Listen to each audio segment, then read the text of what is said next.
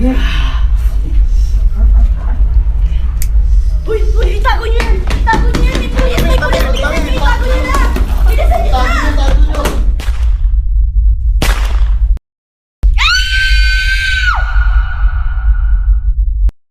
Through the years, illegal drugs and drug addiction have been considered as one of the major problems in the Philippines. We cannot deny the fact that this matter has grown immensely among our society, affecting a lot of people, most especially the youth. The youth that is said to be the hope of the future generations is now slowly being eaten up by this common vice. A drug is any substance with the exception of food and water, which when taken into the body, alters the body's function physically and/or psychologically. Drugs may be legal, alcohol, caffeine, and tobacco, or illegal, cannabis, ecstasy, cocaine, and of course, heroin.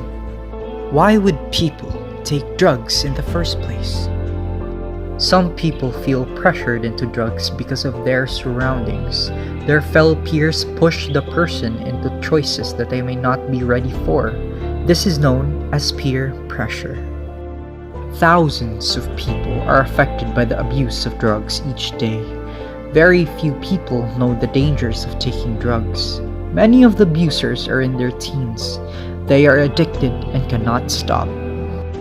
Because of this, the drug problem has been strongly correlated to criminality in the country. Serious crimes that include rape with homicide, murder, kidnapping, armed assault, robbery, and so on have been perpetrated by people and groups under the influence of illegal drugs and have posed serious threats to communities across the Philippines. During my inauguration last 2016, I said that the fight against criminality and illegal drugs and corruption will be relentless and sustained. I reiterate that commitment today, and that is why I call on the Philippine National Police, the barangay chairman, the mayors and governors, are all those occupying seats of power and authority not to lower their guard. There will be no let up in this campaign. Double your efforts, triple them if need be. We will not stop until the last drug lord, the last financier, and the last pusher have surrendered or put behind bars.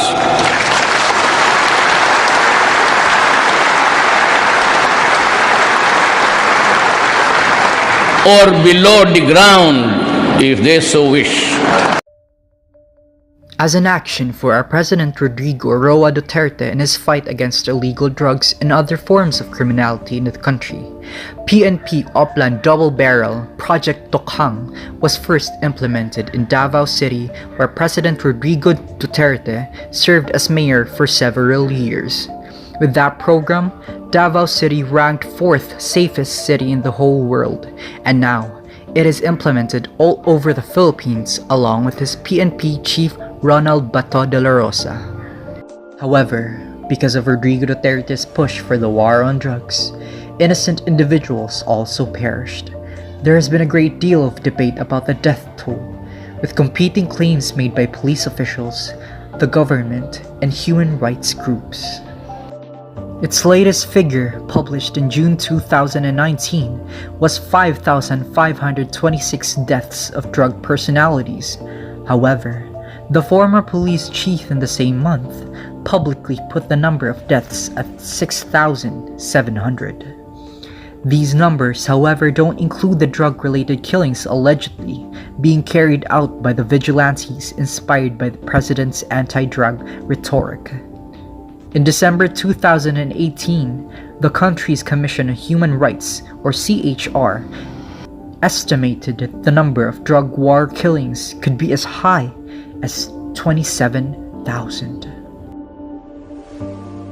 Rappler, a local media outlet says DUI figure is the police's way of categorizing death in the war on drugs that police officials could not explain because they were outside legitimate police operations. And Karen Gomez of the Commission on Human Rights told BBC News in August 2019 the growing number had become a cause of serious concern, and regional police stations were blocking or delaying the release of information. Mr. Duterte has encouraged Filipinos to go and kill drug addicts in reports of vigilant groups.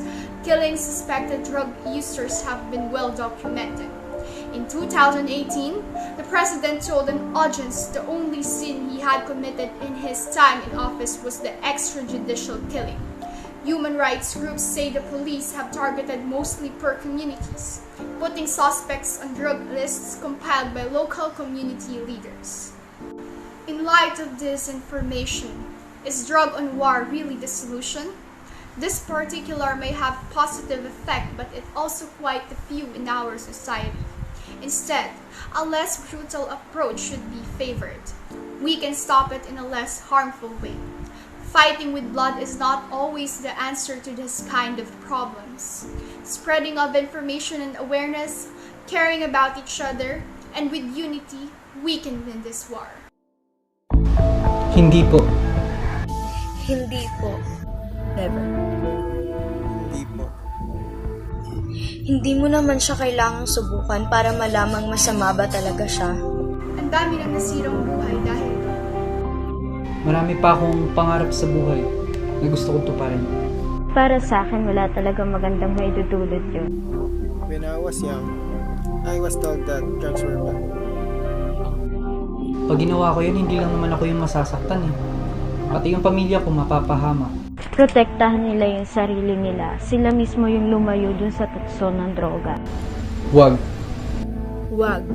Wag!